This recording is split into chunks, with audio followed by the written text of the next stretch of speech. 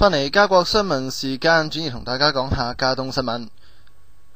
Alberta 省愛民頓地區星期六晚間有大雷暴、暴風雨刮倒樹木，破壞建築物，數以千計民戶斷電，一個女子受傷。緊急救護機構人員話，愛民頓市中心國鐵大樓前門入口嘅混凝土屋檐跌咗落嚟，一個女子嘅腿部受傷，兩輛汽車嚴重損毀。環境部話，當地刮大風，風速達到每小時106公里。一個屋主對當地電台話，佢見到強風捲起彈床。愛民頓北面一個男子就話，暴風雨俾佢三重打擊，吹走咗後院嘅屋仔、屋旁邊嘅籬笆，同埋佢幾年前喺前院種落嘅一棵樹。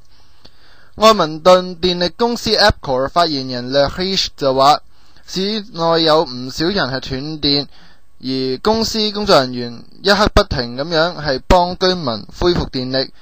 Lahish 又話，佢冇詳細總數，但係認為全城係喺17號晚係40處斷電，影響幾千人。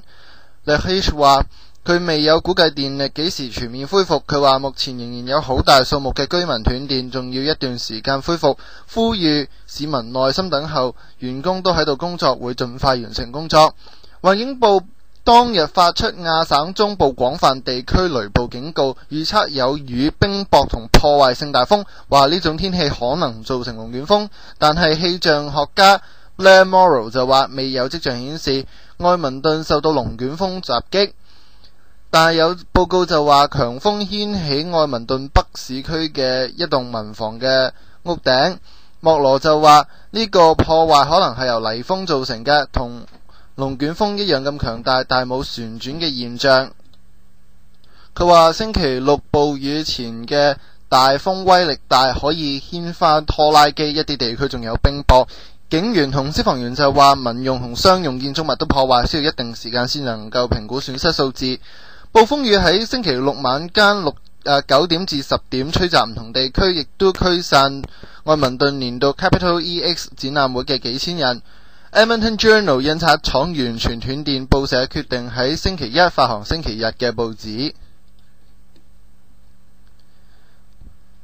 安省劍橋一個兒童收養機構最近宣布破產，省內幾十個準家長希望省府介入，為佢哋辦理領養小朋友嘅手續。呢啲家長喺星期日全省多個市召開會議，研究兒童聯繫國際收養兒童機構 Kids Link International Adoption Agency 喺7月13號破產之後，佢哋應該點做？該機構以 Imagine Adoption 嘅名字運作，係唯一一個可以獲得安省政府同埃塞俄比亞政府許可安排安省居民收養埃塞俄比亞兒童嘅機構。Imagine Adoption 董事會上周未有通過最新財政報告。呢間非牟利公司提出破產申請，一啲人支付嘅收養費就消失咗。約50人喺多市嘅市區係開會研究可行方案。男子 Sean Smith 同埋佢嘅妻子 Alicia 已經繳交咗16,000蚊嘅收養費，希望收養一個埃塞俄比亞嘅兒童。Sean Smith 就話，最緊要係改變現況，團結一致。而星期日會議嘅籌劃人係 Ingrid Phaneuf 就話，多數家長最關心嘅唔係追翻啲錢，而係保證佢哋收養嘅小朋友安全抵達家國。42歲嘅 Ingrid Phaneuf 計劃收養一個埃塞俄比亞女嬰，同丈夫已經向 Imagine Adoption 支付14,000蚊嘅加幣，而會計師行 BDO Dunwoody 已經接管咗 Imagine Adoption。財務文件顯示機構爭400個家庭嘅80萬蚊。Ingrid Phaneuf 就話呢啲家長嘅長期目標係同安省兒童及青年服務廳長 Deb Matthews 見面。佢話 Matthews 嘅辦公室派代表參加會議感到好欣慰。喺安省渥太華、倫敦、沙省、卑斯省、亞省都有家長喺星期日集會討論呢個問題。安省兒童及青年服務廳代表 Kevin Spafford 就話，安省官員正同聯邦移民官員合作，加快處理22個已經完成嘅收養個案簽證。另一方面 BDO Dunwoody 有律師喺埃塞俄比亞監察2個過渡機構，保證將收養嘅兒童呢係獲得正當嘅待遇。講下啲加國嘅體育新聞啦。由加拿大安省武術會主辦嘅第10屆世界武術錦標賽安省選拔賽喺19號喺賓士嘅 Magnet Centre 入邊舉行，包括4名華裔選手之內嘅28名散打運動員成功晉級，代表安省參加即將喺下個月舉行嘅全國選拔賽，同更多高手一戰高下。參加呢個安省選拔賽嘅散打運動員共有100名，喺經過4場預賽同1場決賽嘅較量之後，有28名選手出線，其中華裔代表只係佔一小部分啫。加拿大安省武術會主席鄧華向記者表示話，今次選拔賽以選拔散打選手為主，華裔選手喺散打方面唔佔優勢，而喺即將舉行嘅國家級同世界級比賽當中，將由唔少華裔選手代表比賽透露比賽嘅項目，從而展示佢哋喺呢一方面嘅優勢。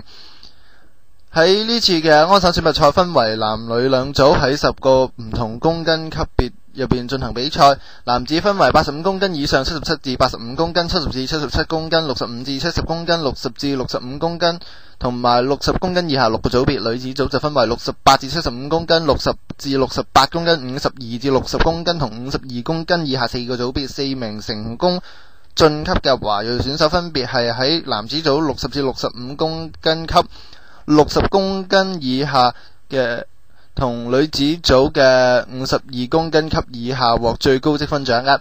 喺安省選拔賽中出線選手將於8月15至16號喺同樣地點同嚟自卑詩省同亞省等嘅代表選手爭奪第10屆嘅世界武術錦標賽參賽資格。查詢購票詳情可以致電416-801-5614或者瀏覽 www.10wwc.com。跟住同大家講下天氣，先睇睇安省。渥太華今日天色清朗，下午漸轉多雲，有4成機會有陣雨，最高氣溫27度 ，UV 指數係8。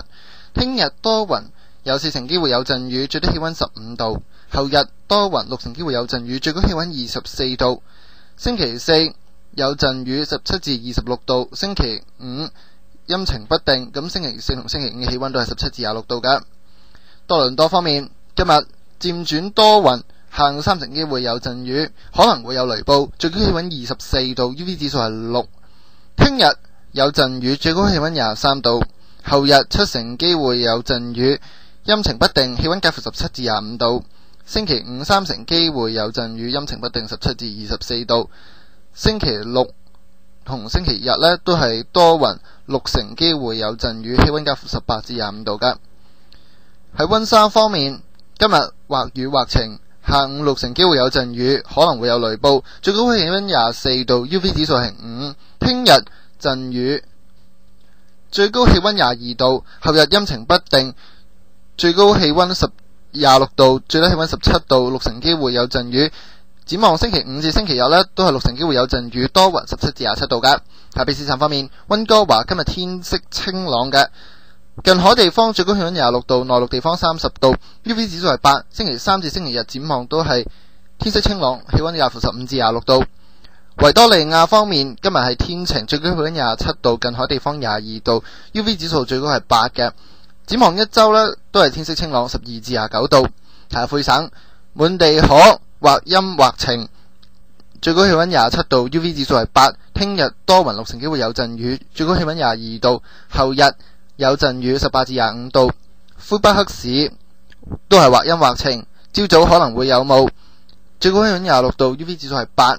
聽日少少雨，最高氣溫22度。後日多雲，4成機會有陣雨，14至23度。再睇下卡加里，卡加里呢係天色清朗，最高氣溫25度 ,UV 指數係7㗎。一周呢都係天色清朗，11至27度㗎。咁今次嘅加國新聞報道嚟呢度，如果任何意見可以喺討論區或者傳送電子郵件俾我。我係 CR Pro， 多謝收聽加國新聞報道，再會。